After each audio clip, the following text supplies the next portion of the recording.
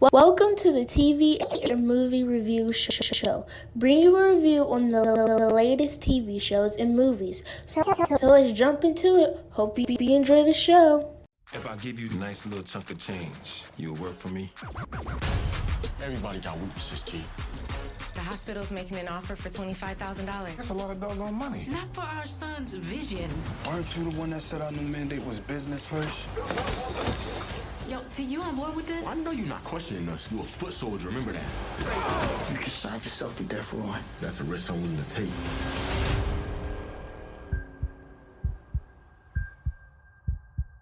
What is going on, everyone? I am Jazzy929, and today I'm going to be reviewing BMF Season 1, Episode 5, titled Heroes.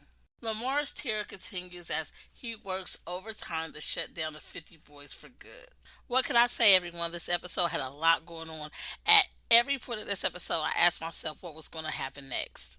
I never said this before in previous episodes, but I really enjoy the way they put the pictures in the intro at the beginning of the show.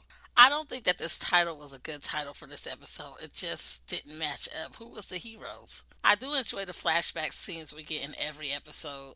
The store scene in this episode took me back.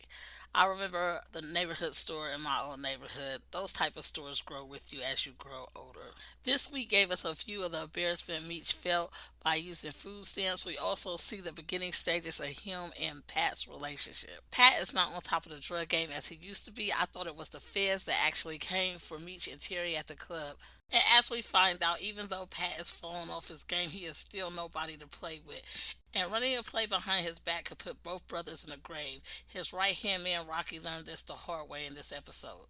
I am Team Pat all the way, and this guy is such a savage dude. We all know that Woods is such a great actor, so it shouldn't be surprising that he is flawless in this show. We had Snoop preaching the family reuniting, but it didn't last long thanks to Detective Bryant and Meech. Charles's pride crept up on him as he looked at Meech's car, and off he goes, abandoning his wife again. Lucille and Charles is arm to arm at the event like nothing happened in her family home, and who knows where he is staying since he's left the house. And not even the house of God could save Terry from thinking about the horrible images of the night before. The way they described 8 Mile was nothing like the description that Eminem gave us in his movie. But I guess the 80s was a different time. Back then, the area seemed to be a good place to stay.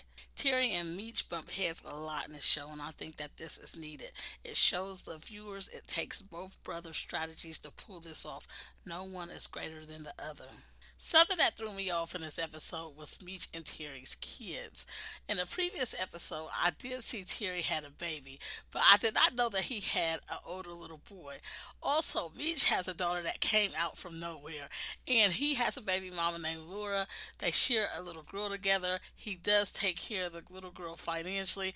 Meech is no longer in a relationship with this young lady, but he is still having sexual relationships with her, and the family seems to like her.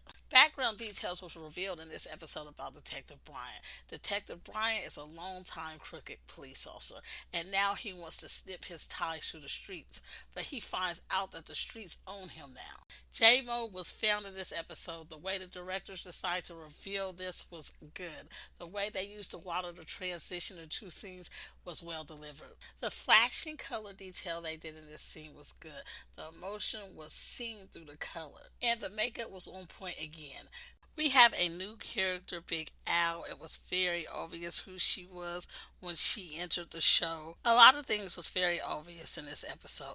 Big Al decides she wants to only work with Terry. She didn't get a good impression of Meech when she first met him, and that was very clear. But I think the attraction she has with Terry goes beyond business. I can't wait to see where this goes. Big Al is a woman of power and money, and it's about time we see a woman represent this in this show. Lamar is totally pulling the wool over the 12th Street Boys' eyes, but I think 10 is a little bit aware of this. Lamar has an interest in the Cortez shoes, and he indicates that he is the one that shot Terry. We get Lamar causing a distraction at the food truck just so he and his crew could hit the 50 Boys right where it hurts. Hoop tries to intervene but gets hit during this time. but it's still a lie thanks to Kato. Lamar's devilish side comes out as he tells his daughter a bedtime story. It is very clear that he cannot control the devil inside of him, and I think that he will lose his family because of this.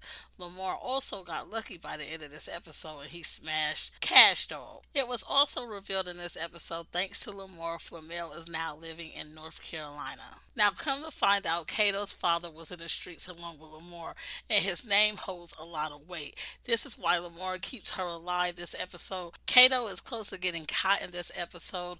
I think she is now on Meech's radar. I want to say congratulations to Kato for heading over to B. Mickey's house and giving up the buns. Despite the fact that she is the ops, I still love the two of them together.